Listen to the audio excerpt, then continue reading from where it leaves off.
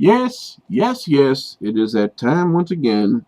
It is I, your ever-loving Mr. Cinema Junkie. This time the video is going to be a little more specific, but not quite. I have an idea for a subject, but I didn't really put any thought into it, which is cool because that's kind of how I wanted it.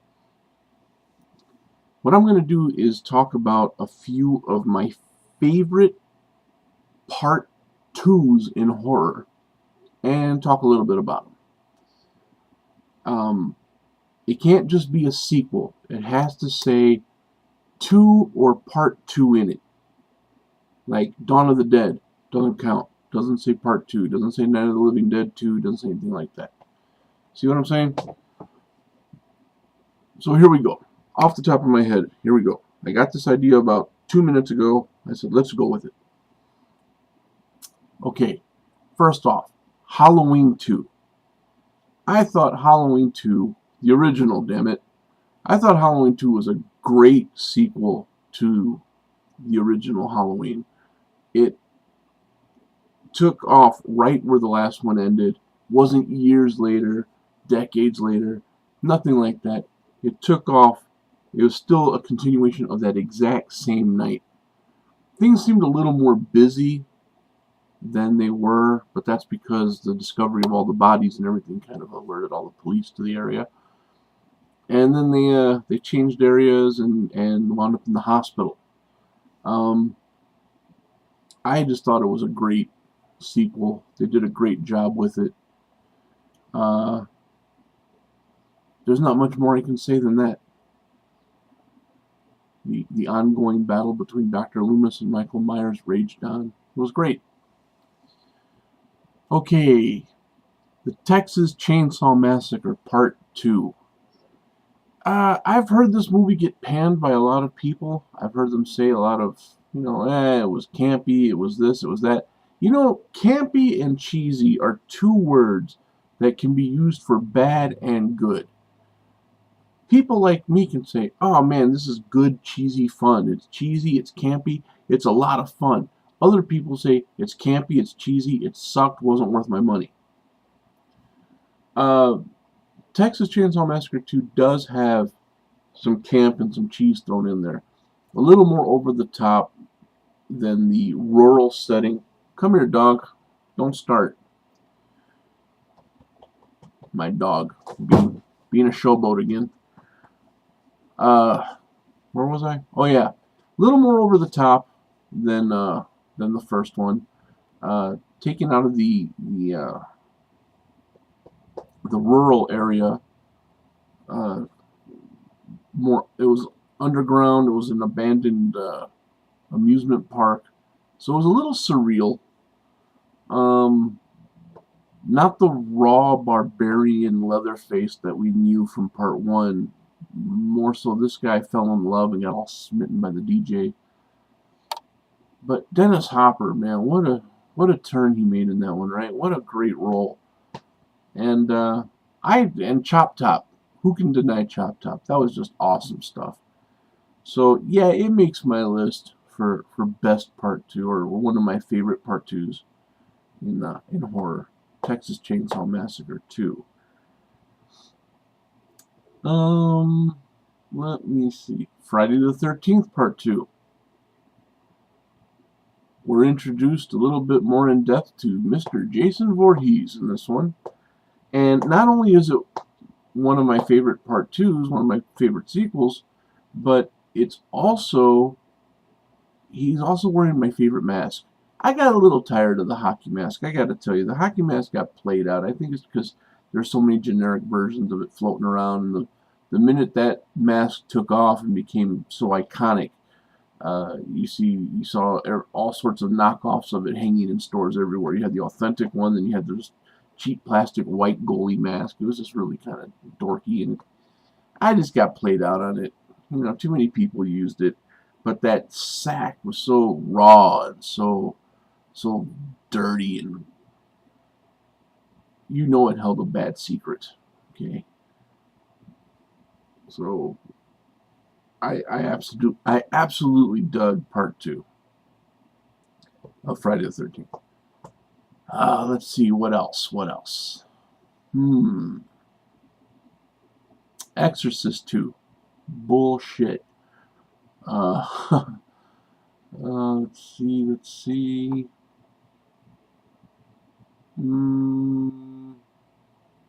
I know when I stop this video, I'm going to be like, oh, you stupid, you forgot. Oh, let's see. Part 2, part 2. Well, I'm already making a prediction that I'm going to like Late to Rest 2. If it's anything like the first one, it's going to be great. And I heard they're turning up the gore in that one. But I have to talk about movies that I've actually seen. So, let me think.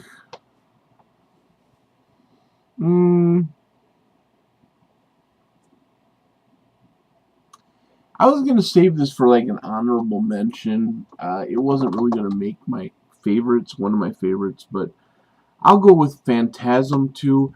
The reason it doesn't really like cut it for me is because of the character change they made in it, or the actor change. They brought in James LeGros to take over for A. Michael Baldwin. That was a studio decision, according to Don Coscarelli. They told him he needed a big name actor in there for them to back the movie. If you look at it closely, though, you can see, although there's a lot of different areas that they cover in it, you can see some resemblance to the first one. So some people, I kind of lean towards this, but not quite, but some people actually call Part 2 a remake of Part 1. It's like Part 1 with a much bigger budget, huge studio backing. But to this day, I believe Don Coscarelli has said that if you could go back and change anything, it would be not getting A. Michael Baldwin to play Mike again.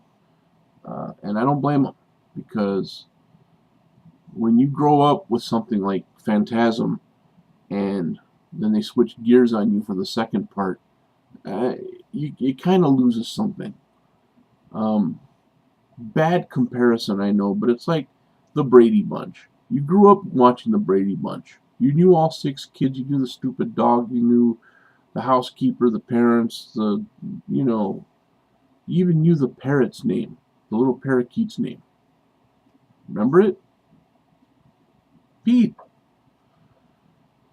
So then when they started doing those holiday specials and stuff, they'd bring everybody in, but they'd have somebody different playing Marcia, or they'd have somebody different playing Jan, or somebody different playing Cindy. It's like, hey, what's going on here? When they did the Brady Bunch variety special, the hour-long show that they did, the live show, they had somebody else playing Jan Brady, and it was like, so it was kind of the same thing with Phantasm 2 for me. They brought in somebody else to play Michael, and it just lost a little something. Although it was still a very cool movie. I mean, quad-barreled shotguns and homemade flamethrowers are nothing to sneeze at, but yeah, just the whole Michael thing just kind of threw me. They redeemed themselves with Part 3, but by then it was like, it's kind of waned off a little bit. I think they waited too long to make a sequel, so the only people that were really interested in Part 2 were fans like me. But the younger movie-going crowd was like, Phantasm 2? What's that? So, I know there was another one I was thinking of. I was just looking at Hellraiser 2. Hellraiser 2 was a really good sequel as well. I thought that was pretty neat. That kind of led off from where the first one ended. So that was cool. I like the way Pinhead tells her, kind of puts her in check, and says, hey man, you screwed us before, don't do it again. So, don't jack with us. We're Cenobites, damn it. You're messing with the wrong people now. So, yeah, those are just a few random Part 2s that I thought needed mentioning and a little talking about. Why is that dog acting weird? I have no idea. Get away from there. Damn dog.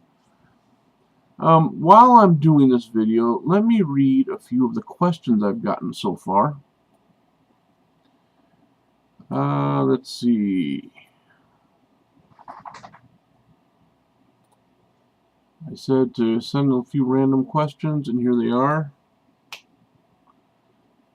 Let's see. Andrew Ballina said, how would your family feel about moving to Chicago? My wife has mentioned on several occasions that she would like to move to Chicago. In fact, that was our original location. Our original destination was Chicago. When we got there, we found that the rent was way too high, so we decided to. We were visiting my dad here, and when we saw how low the rent was, we said, you know what, we have to move from Texas. Let's move here. It's close enough to Chicago. We can visit every once in a while. But I know that if she had her choice of places to stay, it would have been Chicago. She enjoys that a lot more. Even though the prices are a little higher, if we could have found a cheap place to stay, we probably would have stayed there because it has the beach, it has the lake, it's very accessible. Everything's accessible there, and that's what she likes about it. My wife loves the beach, so that was kind of a selling point for her, but the money issue was kind of standing in the way. So as far as I know, she would be okay with it. She would like it. My oldest son has already moved out. He's back in San Antonio where he wants to be. But my youngest, who has another year of school left, he's kind of stuck here. He kind of likes it here. At least he likes the school he's going to. So, I don't know. He'd be kind of iffy one way or the other about it. I'm not really sure. Although he does want to audition for things like American Idol and stuff like that, and they usually have auditions in Chicago, so he may go out there just because it would put him closer and guarantee him a spot to audition for it. So, I don't know. As far as he's concerned, it could go 50-50. My wife, more like 80-20 in favor of. He also asked, what movies are you looking forward to buying this year? Ooh, I don't even know what's coming out this year. I haven't even been keeping up on that. There are some movies I am looking forward to getting. There are some I'm looking forward to seeing, and I'm sure I will look forward to buying. One of them is one that everybody's been hyping up a lot called I Saw the Devil. I read the write-up on that, and it sounds really, really good. Also, like I mentioned, I don't know if this is going to be straight to video or not, but like I mentioned, I also want to see Chrome Skull, Laid to Rest 2.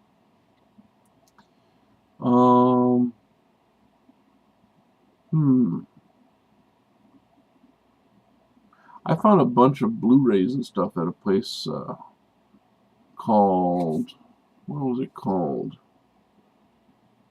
I have the paperwork right here. I don't know where it's at. Oh, wait, here it is. iNetVideo. iNetVideo.com. Got a lot of cool prices on some Blu-ray. Like $10 and less on some of their Blu-rays. And I'd like to add some of that to the collection. But as far as new stuff coming out, haven't really been keeping up on what's coming out or what's coming down the pike. So can't really answer that one. Not as clearly and concisely as I would like to. Sorry. Ains Fear Path, Randy asked, here's my question. Do you want to be buried or cremated? That's a good question. I've given it some thought, and honestly, when I think about it, I think about being buried and I get really freaked out because of my claustrophobia. I think about being cremated and I think of, what if they put me in the cremator and then all of a sudden, because they were going to cremate me, they didn't embalm me. And I wake up out of whatever I was in and I can't get out of the box. And the last thing I feel is being burned to death. But the truth of the matter is, once I'm gone, they can cremate me, bury me, put me in a food processor, take a weed eater to me, set me out with the trash. I don't really care. I mean, what am I going to do? What am I going to say? I got no say in any of this. Just as long as they don't blow a bunch of money on it, whatever. That's the one thing. I think too many people spend way too much money on funerals. I know it's supposed to be a thing for the dearly departed. I know you want to show respect. But that money that you're spending on funerals to give them the best casket and the nicest spray of flowers and the nicest monument and the biggest this and the greatest that, You should have spent that money on them while they were alive, man. Take them out to dinner. You know? Buy mom some flowers. Call her up out of the blue and say, hey, Mom, let's, go hang out. I'm buying dinners on me. 40, $50. You make the woman happy for a lifetime. But no, we're like, no, too busy, Ma. No, Dad, can't hang out with you. No, can't. And then they croak, and then you're all like, oh, here's $15,000, $25,000 for a funeral. For what? For what? To appease your guilt, basically. But I'm going on a rant now, so I'm not going to talk about that. But as far as your question, Randy, whatever's more financially feasible to my family. Of course, I come from a long line of Baptists, and they're not really about cremating. You need a body to have a funeral. A body and some potato salad. That's what you need. Okay. Scotty, Willie Mark 1 asked, I've never asked you, but who is your favorite band and have you seen them live? Wow, Scott, asking me who my favorite band is like asking me what my favorite horror movie is. It's like asking me what my favorite movie overall is. Of all the movies I like, which is my favorite? There are too many. There are too many that have too much to offer for me to say I like this one better than this one. Because as soon as I say I like this band the best, there will be a list of songs of theirs that I don't like. But I can name off the top of my head a few of my favorites. The Beatles, Bachman Turner Overdrive, Devo, Black Sabbath, Pantera, Slipknot, Kiss, early Kiss, and some of the 80s stuff was okay, I guess. Speaking of 80s glam, how about some Poison, Rat, LA Guns, Guns N' Roses, Britney Fox.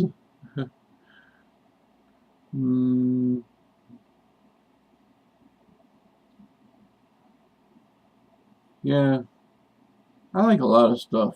Muddy Waters, Howlin' Wolf, B.B. King, Bobby Blue Bland.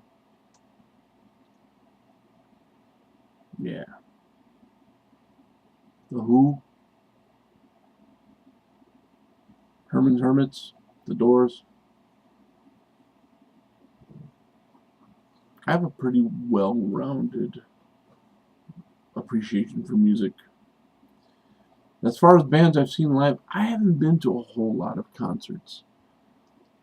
But for the bands I've seen live, I've seen, and they're not many, but I've seen the Beastie Boys, Murphy's Law, Fishbone. I really like Fishbone. Trouble, Presence, Faster Pussycat, another great glam band. Dangerous Toys, Urge Overkill, great Chicago band, and Material Issue, another great Chicago band. Those are the ones I can say off the top of my head that I've seen live, and they all offered something really cool. So thanks for that question, Scotty. Sorry I wasn't more specific. Let's see. OG Fat 505 asked, "Where's my video reply? LOL. With the favorite games." I went back and checked his videos, and sure enough, he did ask, "What are your favorite video games?" So I made a video for that. I replied to it. You'll see it there, sir. I promise. Let's see.